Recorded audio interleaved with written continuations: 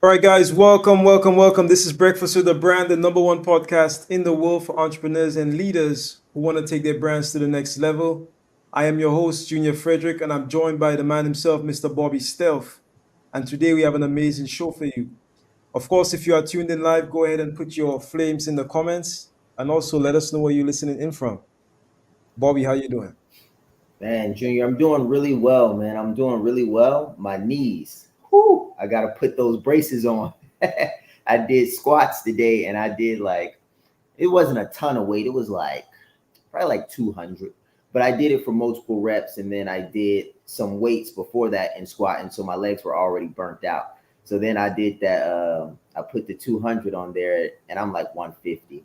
So I was like, okay, let's go. And now those knees are like, yeah, you might want to wrap those up next time. So I'm feeling good. I'm feeling good. Yes, sir. I feel amazing as well, Bobby. Listen, like the last couple of weeks, I've been super busy. It's been very tough. Okay, it's been very tough. But the last couple of days, I've been excellent. I've been feeling a renewed sense of energy. I've been feeling great. Listen, there's a saying, don't pray for things to get easier, pray for you to get better. And that's how I feel right now. So don't pray for things to get easier, pray for you to get better. So today, Bobby, today's conversation, we might just dive right in.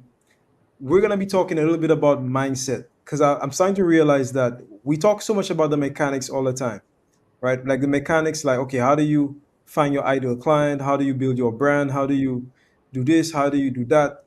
But one thing we don't really dive into, and we do sometimes, but I feel like people need to know more about mindset because honestly, like I said, last night in one of our classes, it's literally mind over matter. So literally, mind over matter means mind over everything. Everything. It means mind over everything. It means mind over you, mind over body. It means literally mind over matter, if you want to look at it from a physics standpoint. So today, Bobby, I want to talk a little bit about the mindset for success.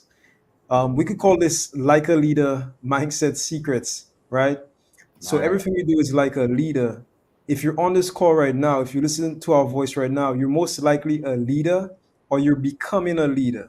Okay. So if you're not a leader as yet, you're in the process of either becoming a leader or going to a new level of leadership in your life. So we're going to be talking about the leadership mindset secrets so that you can be successful. My first question to you, Bobby, is for somebody who is becoming a leader, like if you're in a space right now where you're looking to grow your leadership, right? So it said that before you could lead anyone, you have to learn how to lead yourself. So if I'm an entrepreneur, okay, and I'm looking to go to a new heights of success, I'm looking to level up my leadership, where would it start for you? What would you recommend that somebody do? It's a good question, Junior. Where would it start? I would say your leadership philosophy. That's how we do it in the Marine Corps. So in the military, we would iron out three core beliefs that we had. And based on those three beliefs, we would then start to build a culture around those core beliefs because there's a saying that we have in the service, which is your subordinates are a direct reflection of their leadership, or the team is a direct reflection of its leadership. So I think I remember, let me see, it's been a few years. My core leadership values were when I was in the military, it was humility for sure. It was humility. I want to say it was excellence, the degree of excellence, and then there was one other one that I used when I was in the service, and I can't remember what that one was, but that's where I started. I had three values, and that's the way they teach it in the military: is find out what you want to base your leadership on, figure out what those cornerstones are, and then build on that. And then the goal from there is to see if you can see those things showing up in those that you lead, showing up in your team, showing up in your subordinates. Yes, sir. I mean, for me, Like I love the fact that you said leadership philosophy. So I wrote that down. I also wrote down core leadership values. For me, like for me, Bobby, values is everything. Mhm. And I'm starting to realize it more and more every single day. I'm starting to realize, the power of values, the power of culture, because values creates culture. So what you value creates your culture. What you value eventually becomes, what you actually do. So for example, if you value health, if health is really like one of your core values, then you work out. And then you go to the gym, or you go for a run, or you do biking, you do swimming, you do skiing, whatever your form of activity is. If taking care of yourself is a core value for you, it starts to show up in your life. But not only does it start to show up in your life, it also starts to show up in your business. Okay, so if you're building a personal brand means you're marketing your values, you're putting your values on display. So you're letting people know this is who I am, this is what is important to me, this is what I'm doing. And here's the fun part, Bobby. If you love what I'm doing, if you're with what I'm doing, if you represent what I represent, if you resonate with me, if you resonate with my values, then you can come on board with me, either in the form of joining my community. Okay, so you join my community in two ways: you become a client, or you become part of the team. And so many of us, and put it in the chat if that's you, if you know that you need a team, and if you want to build a high performance team, put a number one in the chat, because that is literally everybody. One of my mentors says that an individual can be beat, but a team cannot be beat. Okay, so you can beat one person, but if you have a team, if you have a squad, it's pretty tough to beat a squad. Mhm. Okay, so how do you acquire a team? It's all about leadership. How do you build a team? It's all about leadership. Shaan has this framework. He talks about CPR. So CPR for your business. So it basically means culture, people, and revenue. Okay, so write that down. Write down culture, people, and revenue. By the way, what's written will be retained. So if you're not writing right now, chances are you're not going to retain this, right? So write down culture, people, and revenue. So literally this morning I was driving, Bobby, and I was saying to myself, well, a lot of people try to find the people, a lot of entrepreneurs try to find the people, or they try to create their revenue. Okay, so the way that they do it is like they try to close deals. So if I'm a salesperson, if I'm an entrepreneur, I'm trying to close deals. Okay, that's fine. You can do that. But then eventually you have so much work that you need a team. And what do? You try to get the people to help you generate the revenue, right? That's how most people think. Well, check this out. If you have the people, okay, without the culture, all right, they're not going to be right. You cannot build a high performance team without culture. It's not possible. If you have the culture will attract the right people, and the right people is going to help you to generate the revenue. Yeah, Does that make correct. sense? So for example, if I'm putting, let's say, some of my core values are honesty, integrity. I value constant and never ending improvement. I value good health. I value marriage. I value good relationships.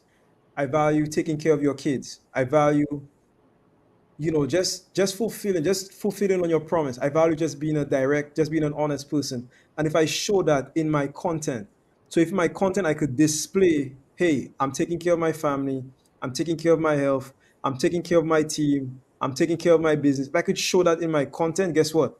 The people that are going to come to your business and your team, they're going to resonate with that. So they're going to have families, or they will want to have families. They will want to have kids. They will want to, take care of a family. They will want to have success. They will want to be able to one day have a team that they can take care of, right? Because those are your values. And honestly, if you have the wrong people, it's not possible to produce the revenue. It just doesn't happen that way. And any CEO will tell you that. So Yeah, that's sort of my thoughts. that's great, Junior, and it's pretty deep. I had something that I was gonna write down so that I could speak on it, but then I got caught up listening. I was just like taking notes. I was like, man, there was something I wanted to say to Junior, and I'll write faster next time, guys. I'll write faster. But just in response to what you were saying, I want to touch on leadership from a management standpoint, because leaders, I believe, drive the people toward the objective so that the objective can be achieved. Now, what I mean by that is the coach might be the leader on the sidelines, okay? And the coach's job is to help format the team people on the court or on the field in such a way that they move closer and closer to the objective. And then it is the each individual team member's responsibility to be able to execute on their job when they're needed in order to achieve the goal. So what I think is really important about leadership and having good core values and having a good leadership philosophy is you one will attract your ideal team members, but two, you'll also be able to drive those team members toward the objective. And that's something I think a lot of us aren't always thinking about when we hire those team members or when we come in contact with our new people and we're like, hey, I want you to be a part of this, or hey, I want you to help me out with this. Are we thinking about how we drive them, how they drive us? And this again is coming from a military background. So for me, I'm thinking I've got X amount of Marines with me. These many Marines have this many bullets, and we've got this many bayonets, and we've got this many handguns, and we've got this many enemies. So I've got to close the distance between me and the enemy, and then me and the objective. And then I have to get all of these Marines there safely without, getting hurt and bringing everybody home while seizing the objective. So in that mindset, that's how I think about business. I'm thinking that I've got, instead of rifles, I've got this many products. Instead of bullets, I've got this much ammunition, or excuse me, instead of money and bullets and ammunition, I've got this much money. And then I have this many people, and those will be my troops. And the goal is that a lot of them are leaving 9 to 5 jobs to work with me. They're leaving jobs of security to work with me. And the same thing is true in the military. It's like they're leaving home, they're leaving their families to join the military to be led by me. And my job is to make sure, one, that they come back home safely, but two, that they get to the objective. So as I turn it back over to Junior, one thing about leadership and culture, people, and revenue, one thing that I would like to add to that is just the vision aspect. And the vision aspect is the part that says, this is where we're headed. This is how we're going to get there. This is what we have at our disposal. And this is why you should trust me. All of those components are very important in my experience. Yes, I mean, Bobby, like this old saying goes, if you cannot see it in your mind, then you cannot hold it in your hands. It's not possible. If you cannot see it in your mind, you cannot hold it in your hands. So I agree with you that the vision is number one.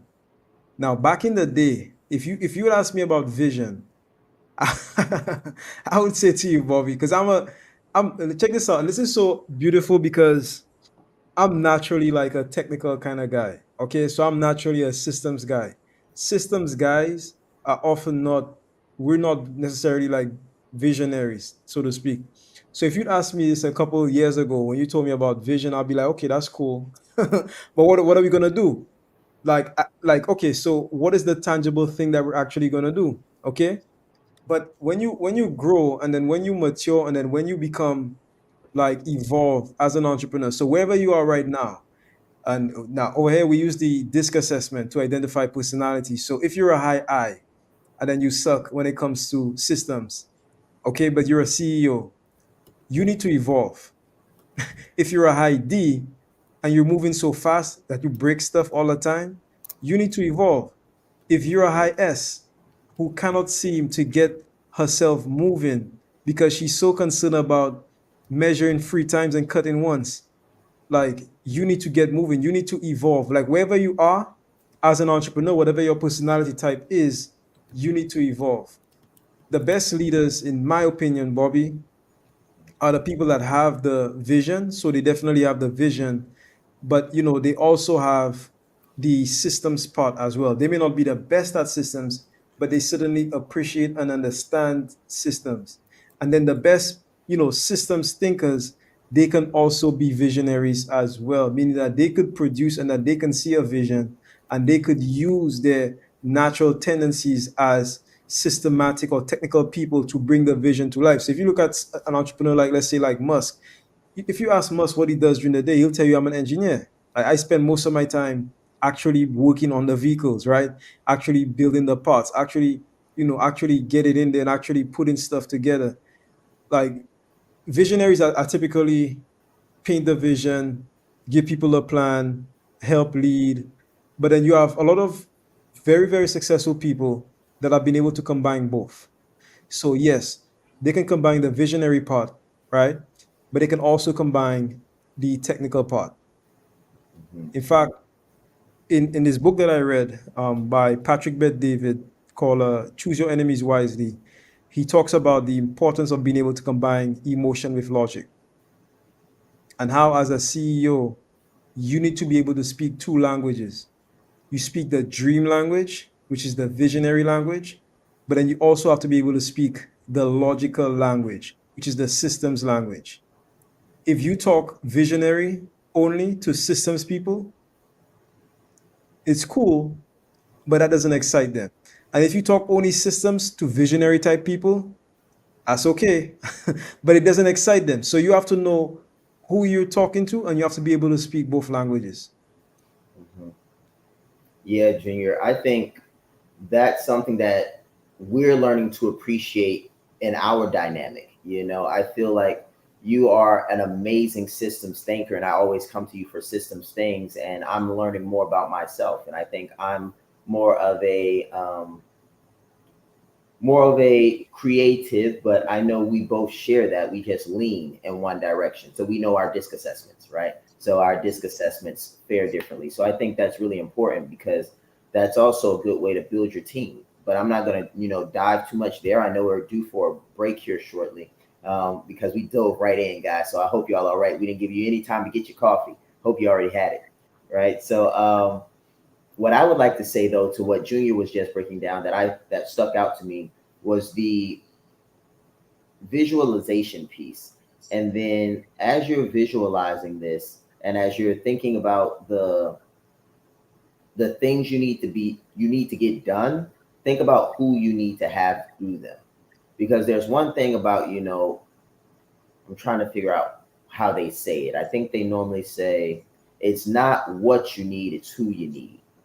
That's how it goes. It's not always what you need, sometimes it's who you need. And when we talk about CPR, culture, people, and revenue, some people struggle to get the people, and then some people get all the people. Like they got all the people, but they're still not getting results. So it's almost like a double-edged sword. If you don't have any people, like you're not a galvanizer, you don't excite people easily, you may find yourself without a team. And if you are extremely altruistic or outgoing, rather not altruistic, but you're extremely outgoing and a lot of people gravitate to you, you may have more people than you know what to do with. So I think another part of leadership and mature leadership is knowing what you need and who is best suited to give that to your team, to provide that to your team. Because when you do it properly, you also have the ideal synergy. And before we go to the break, I'll add one more thing to that because I was talking to my friend, my best friend, by the way. We've been friends for over a decade now, deployed together, whole nine, like really close friend of mine, and we've seen the trenches. And we were talking yesterday about building effective teams. And we were also talking about how sometimes you'll get a team member, a team player that you don't want on the team. And like, how does that happen? Like what? So what it looks like or what it could look like is, let's say in the military, it's really easy. So in the military, people are enlisting all the time. They're going through boot camp and then they just get shipped to your duty station. So it's not like it's not like a game of pickup. Like if you ever played football, soccer, basketball, and pickup, it's like you all are hanging out and then you kind of just size the guys up and you're like, hey, I want you. Hey, I want you. I want you. It's not like that in the military. It's like, hey, this guy just graduated. He's got the school score that you need. Ship him out. So you get a bunch of people in your unit. You're like, this guy's dirtbag. Like this guy's no good. What am I supposed to do with this guy? And you have to one, quarantine them, and then two, you have to lead them if you can, because not everybody is willing to be led. So there's a whole nother dynamic that we're not going to get into. But the part that I wanted to share was the part about toxic team members.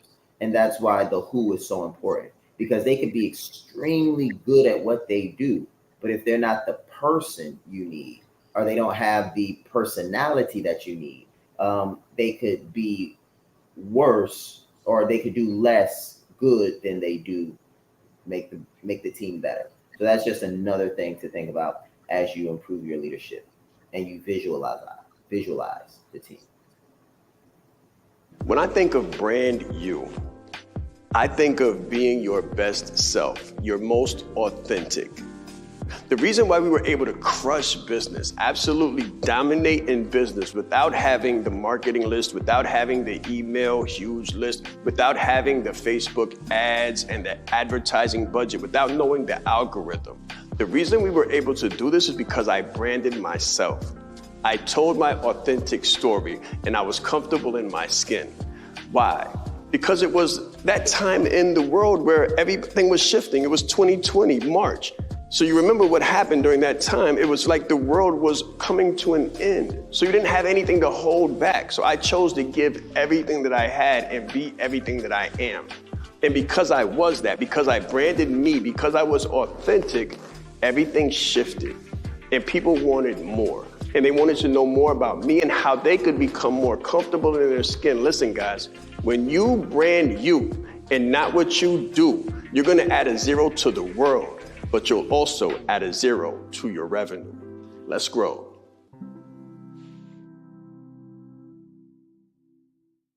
There's slow growth and then there's scale. There's incremental growth and then there's exponential growth.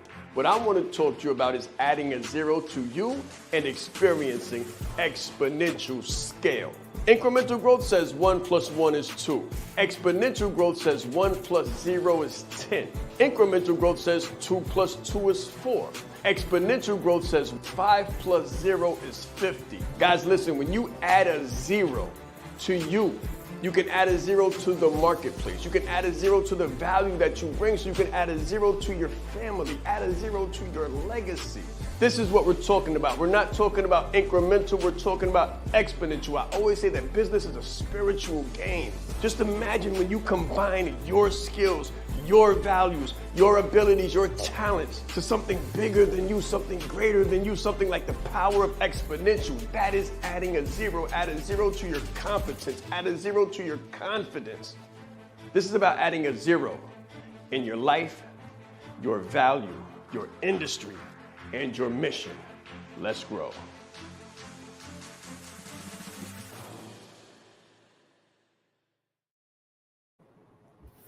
All right, guys, so welcome back. This is Breakfast with the Brand. Bobby, you were just about to get into something, if I'm not mistaken. You were about to get into a very interesting topic, and I have something on this as well when you're done. Yeah. I was just going to dive a little bit deeper into the people piece, because if you don't have the right people on the team, you can find yourself going in circles. And another thing that I want to talk about is managing the team's energy. So there's something, well, I'm trying not to give you all a PhD today. I'm going to do my best not to give you guys an MBA today. Okay. So what I'm seeing in my mind that I don't think a lot of people are considering as they build their business, and I know this because I talk to you all as entrepreneurs as you're going through your process, so I know what you're suffering from. What normally happens is they burn themselves out, or they burn their team out, a team member out, which causes the entire team to collapse. So let's say you had a 5-person team. If you really do have an efficient team and everybody's swinging the ball, so to speak, and everybody's engaged, if one person drops out, that does greatly affect the rest of the team. And it greatly affects the rest of the team because the team is designed to work with everybody optimal. Now, what's interesting about this is that no one's ever optimal all the time, 100% of the time. Everybody gets overwhelmed, everybody gets hurt at some point, everybody gets something happening to them. So, with that being said, life shows up. How do you keep teams in good energy?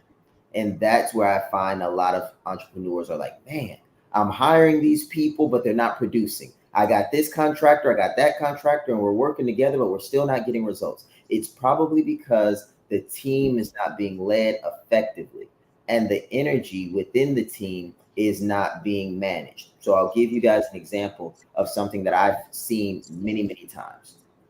So here's an example of a basic entrepreneurial team. You've got a marketing team member, a sales team member, a product fulfillment team member, usually your CEO. Then you've got an administrative assistant, and you may have someone that does odd end things like that revolving entity. So that's a 5-person team. You got marketing, sales, you got someone doing product delivery and operations, and then you've got an assistant.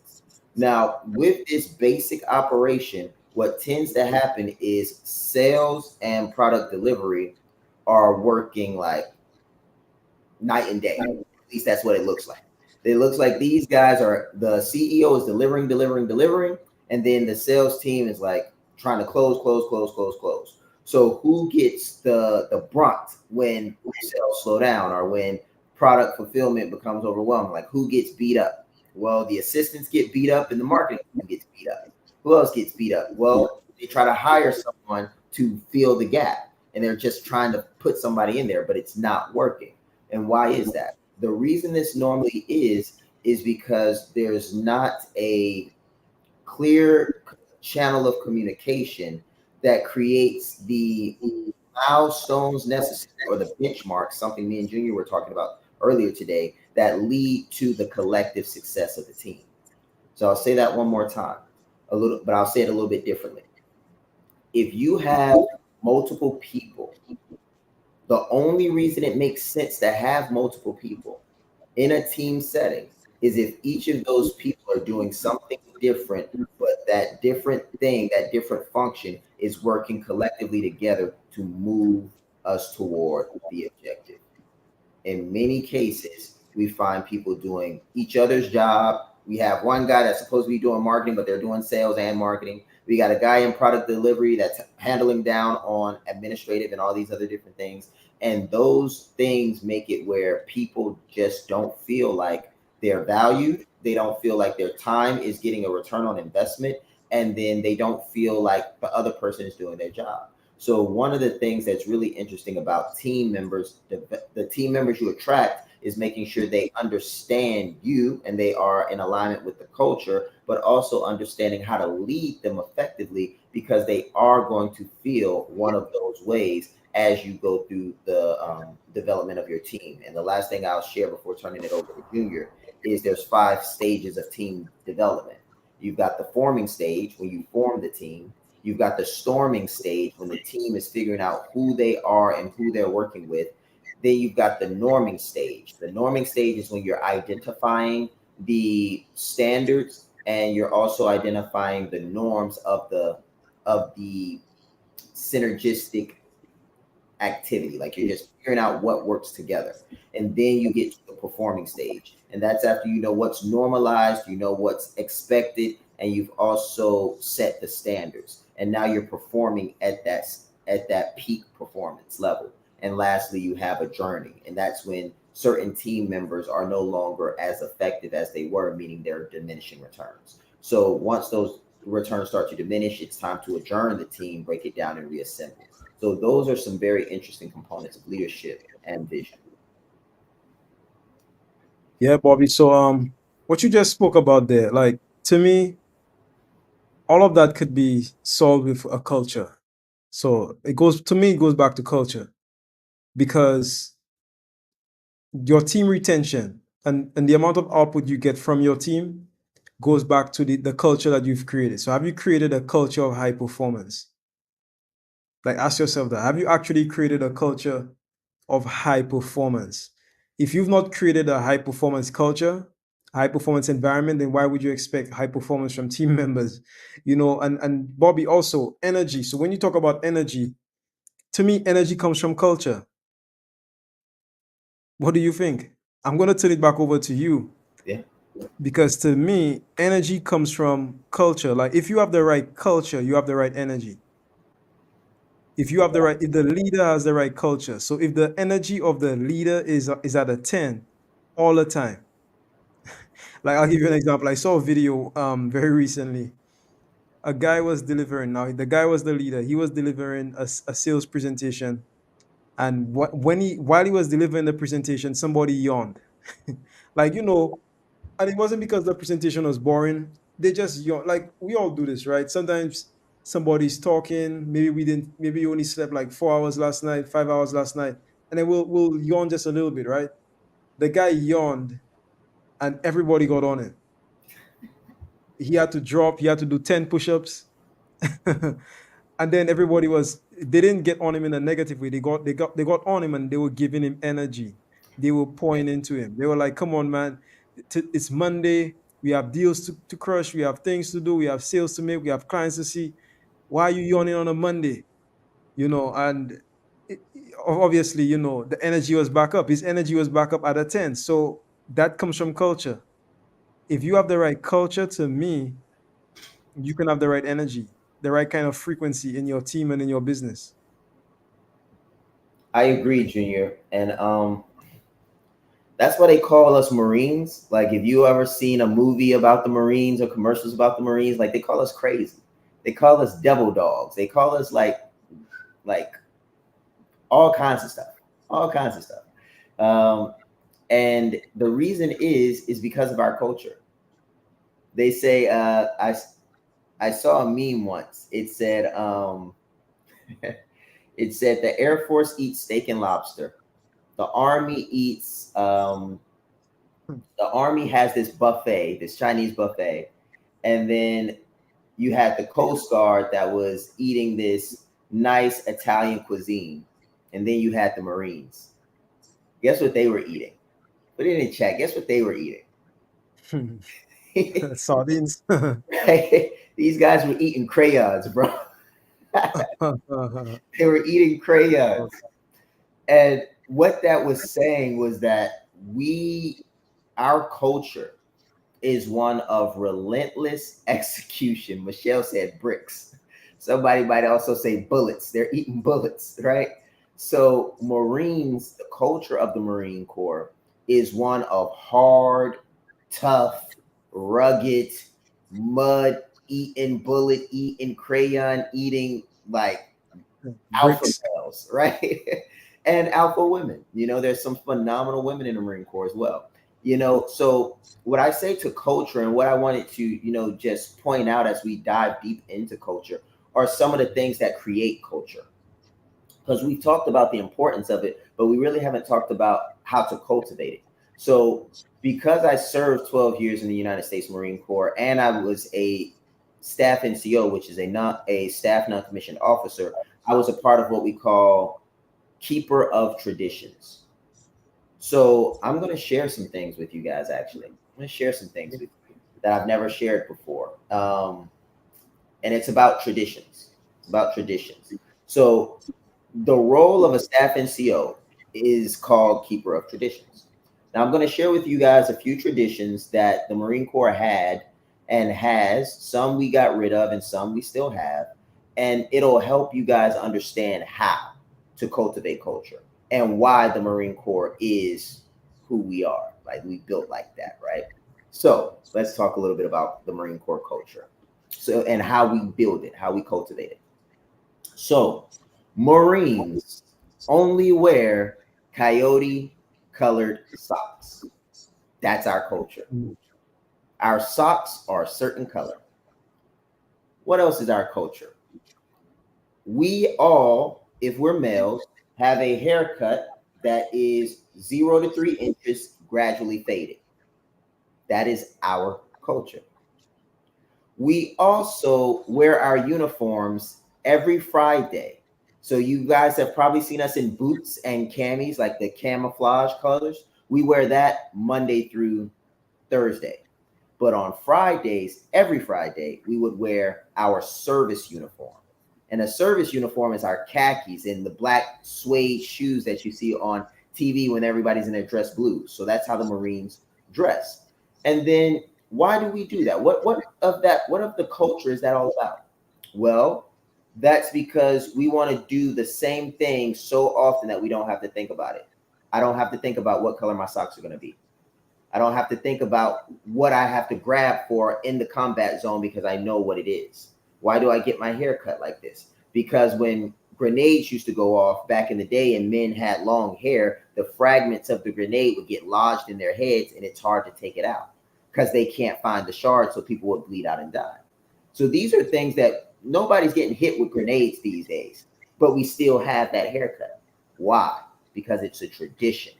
Another tradition that we have is what we call the Marine Corps Ball. I'm going to give you like 3 or 4 more, not too many, but 3 or 4 more is the Marine Corps Ball. During the Marine Corps Ball, what we do is everybody dresses up in our dress blues. Now, I'm not going to recommend this second piece to your culture, but if you do it, you do it. And we get extremely intoxicated. Okay. So during this time, everybody is extremely intoxicated and we're smoking cigars and we're literally telling war stories. So how does this event look? Everybody gets dressed up and they grab their wife or their significant other and they bring them to the ball. They're dressed to the T. Once these war fighters are dressed to the T, you imagine a bunch of, I won't call them that. Imagine a bunch of hard charging men and women that fight for a living, dressed up very, very nice and packed into a beautiful building. So that's what it looks like. So we all come and we are drinking and eating, and then there's a ceremony. And during this ceremony, you have the oldest Marine and the youngest Marine. And there's a cake cutting ceremony. And when they cut the cake, the youngest Marine will eat the first bite, and then the oldest Marine will eat the second bite. And then we call that the generational passing down of responsibility and legacy. And we do this ball every year in remembrance of the day that we started, which was in Ton Tavern, 1776. And we haven't missed a year for 247 years. So what does all of this mean? This is culture. This is how you cultivate it. This is when the youth and the seniors come together, because in regular life, we can't fraternize. So fraternization is when young Marines or different ranks work, they commingle with each other and they are buddy and friends. That's outlawed. That's not allowed. But on the ball, it is allowed. So why do we do that? We do that to bridge the gap, to connect the two to connect the two generations, because that's really what it is. It's 2 generations that are all working together. So as I digress from that point, I just wanted to lay that out so you guys could see it's really the small things, from the socks that we wear to the haircut that we have to the way we dress one day out of the week, all the way to an annual ceremony where we get extremely intoxicated, because that's our culture. So, and another part of why that's the culture, because the Marine Corps was founded in a bar, for those that don't know. So Ton Tavern was a bar. And it was a bar back in, I think, Massachusetts. And that's where we got started. So we go back to our roots, which is drinking. Now, not everybody gets super drunk. You're not supposed to get drunk to the point where you can't function, but you're supposed to be able to enjoy the beginning of and the maintenance of the brand. And the brand is war fighters that have a lot of fun, that were birthed in a bar, and we go and win wars. And that's the culture. Bobby, that's amazing. I wrote down so much. I'm just gonna run through it like really quickly, and then we'll go to a quick break. So a couple of things I noticed, and I'll just list them out, and then we'll talk about them once we come back. So I noticed attire, I noticed hair, I noticed events, I noticed stories, I noticed ceremonies, I noticed symbology, and I noticed rituals. All right, guys, so I'm just going to leave that right there. Write down, what did you notice from Bobby's story? Put it in the chat. When we come back from this break, we'll be diving more into that. I said Shaan right east. I'm proud. Shaan right east. Leadership is not the brand they made for us. Listen, he brought fire, heat. He didn't hold back. 20 years down the line, what I could sell, why not serve first? Service over salary. Branding like a leader closes the gap for people who want branding. Speaking like a leader closes the gap for people who are nervous about speaking. If Steve Jobs would have speculated, we wouldn't have Apple. He changed lives. He helped people open up their business and start their business. We are the brand. Some people say, Shaan, should I quit my job? Mentally, yes. As a speaker too, to be able to learn from him and watch him and game respects game. And I want to have that much game someday. The right client, pay $500,000 for what you do. You have to be bold in your beliefs. He has been an amazing asset to this event and a pleasure to work with. Very captivating, collaborative, worked very well with the audience. I want to help you. Put a 0 behind your number, right? The session was great. How he is online, virtually, he is even more phenomenal in person. Be the face of change that you want to see. Stop asking questions and start giving demands. The entire team has just been absolutely incredible. They are a joy to work with. They go above and beyond. Give yourself a round of applause. Yes, yes, yes. All right, guys, so welcome back. This is Breakfast with the Brand. Bobby just gave us this amazing, what is it? What would I call it? It's not a story, but I don't know, Bobby. You just gave us an amazing piece, right? You gave us an amazing piece. I love that term, the keeper of tradition. That's a really powerful term. Really powerful term.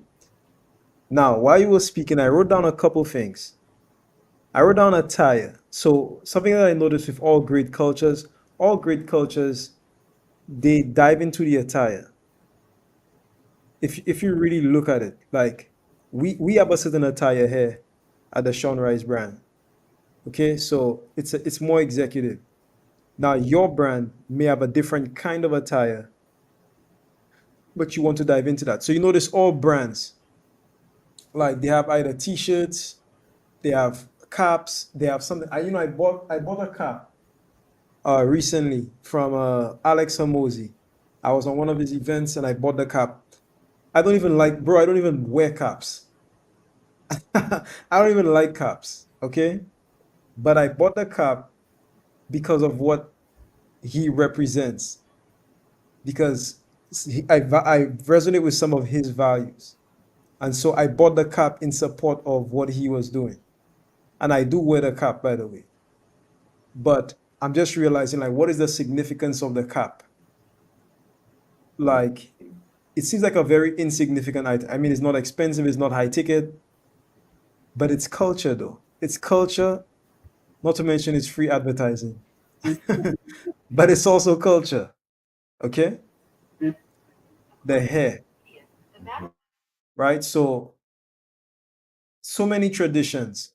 Now, in my country and all across the Caribbean, we have, and all across the world, in fact, we have Rastafarian cultures. We have a lot of African cultures that, wear their hair in a certain way. Like a lot of stuff has to do with hair. So the way you put your hair, the events that you have, the stories that you tell, I could just imagine being there and listening to all of the war stories.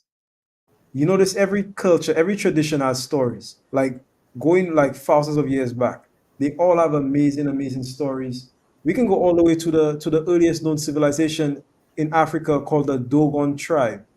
They tell stories of gods, right? Quote unquote gods coming down from the sky. Like, it's just crazy. Bro, stories are something that has been passed down for literally thousands, tens of thousands of years. And stories carry culture. I noticed you spoke about ceremonies. The ceremonies symbolize different things, and we see this with different religions. So if you're a Catholic, right, then you know about certain ceremonies. If you're Jewish, you partake in certain ceremonies. If you're of other religions, you partake of different ceremonies, right? And those ceremonies all symbolize either important dates, important times, important milestones, things that are worth remembering. And then finally, I think I heard you talk about a ritual. So when you spoke about like the cake eating part, to me that sounded like a ritual, like passing down from the old to the young, Hmm. passing down the knowledge, the wisdom, and the responsibility, but also the culture, Yeah. passing down the culture from the old to the young. So that was just absolutely beautiful, man. Yeah. Absolutely. Well, Can you imagine, Bobby, if we could do something like that, and not just we, I mean all of us looking at this right now. If you could do something like that in your business, where you had your own style of attire, where you had your own, maybe the way that you wear your hair, maybe you had your special event. Dr. Michelle recently had an event, right? If you have your own traditions, your own stories, your own symbology, your own ceremonies, and your own rituals, wouldn't that be absolutely amazing? Now, let me ask you a question now, Bobby. If you were able to effectively do that and you were able to attract people into that, do you think you'd have a problem when it comes to energy? no, and that's what made me bring those up. Is like it's I wouldn't, but you're gonna have to isolate some of them. I just want to be honest with you guys. Some people, there's always one, but your culture should feel like a battery pack, And if somebody's not charged up, they're probably a dead battery altogether. Like you can't help people that don't want to help themselves. But if you bring Exactly. the right people, right culture, you're 100% right, Junior. Everybody should be on fire. Like, I'll share one quick thing. When we had COVID, like when COVID hit the US and then all the people started talking crazy, like what the Marines did is we got pictures of COVID, like the germ itself, and then we photoshopped pictures of COVID onto enemy pictures that we had, and then we took bayonets and stabbed it into COVID. And we were pretty much saying like, who's gonna fight a we I'm laughing because I remember walking into an office and the guy was like, somebody was like, man, you hear what all is going on with COVID? And then the guy's like, what COVID? COVID gonna have to come see me. And he was pretty much like, what are you talking about? COVID it's gotta come see me. I'm not worried about COVID. So I thought that was pretty funny, but that's culture. Yeah, exactly. Exactly. So, all right, so we're in like the final minutes of today's show. I mean, today has definitely been an interesting one. I've learned a lot. I've written a lot. I have like 2 or 3 pages here of notes. We've spoken about the philosophy, we've spoken about core leadership values, vision. We've spoken a lot about culture, right? We've spoken about so many things. Persona. I wrote down persona and ethos. I wrote that down while you were telling sort of your story there, Bobby. And I would say culture shows up in your persona and it shows up in your ethos. It shows up as who you are, right? So how you do one thing is how you do everything. Yes. If you and check this out, I think as leaders we have to just be honest with ourselves. Like, are you presently the leader that you need to be for people to follow you, for people to want to follow you? Okay, and the way you notice, okay, is like, do people want to be like you? Do the people who work with you or work for you, do they want to be like you? Okay, so if you had to take a poll and you had to write down, or you had to ask your people, contractors, employees, etc., who do you want to be like? Like, write down the top 10 people that you want to be like. If as a leader you're not on that list, then you have some work to do. Man. I got one last thing That's I'd rough. like to share, Junior, before we get out of here. If it's all right. How much time we got? 2 minutes. Um, did you have anything else, Junior, you wanted to add, or am I good to go? No, you can go. That's fine. Um, the last thing I wanted to share with you guys is record what's happening. All right. So I was writing down these things. So I'm going to list a few things for you guys, but I'm going to run through them really fast.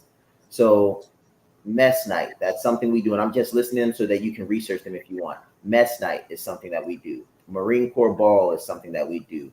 Unit fun day is something that we do. Corporal's course, Lance Corporal's course, Sergeant's course, and I'm going to skip a few, is something that we do. Blood stripes for non-commissioned officers is something we do. And then change of commands is something we do. Campaign covers is something that we award to people. And field day, like cleaning your room, is something that we do every time. Now, the reason I share all of these with you is because we do these things based off of historical events during our lineage. So the blood stripe, and this is the only story I have time to share in 60 seconds. It came from a battle in 1847 called the Battle of Chapultepec in Mexico. And there was so much bloodshed during that battle that we wanted to remember that battle forever. So what we did is we said the non-commissioned officers were also the ones that were really responsible for winning that battle. So because of that battle, we gave them the blood stripe. So if you pay attention to E1s, E2s, E3s in the military, in the Marine Corps, they don't have a red blood stripe on their blue pants because they haven't earned it. But those that are E4s, E5s, and above, they're the non-commissioned officers, they do have that blood stripe. So the one thing that I want you guys to think about as you're building your culture is you want to be able to connect traditions and rituals to historical events in the company's progression, because that's what makes it real. That's what makes it historic. And that's what makes it a connecting tradition. And that's what the Marine Corps is littered with, the Marines. Yes, sir. All right, guys. So we've come to the end of the show today. If you enjoyed it, put some flames in the comments. We'll be back tomorrow, same place, same time. This has been Breakfast with the Brand. Let's grow. Let's grow.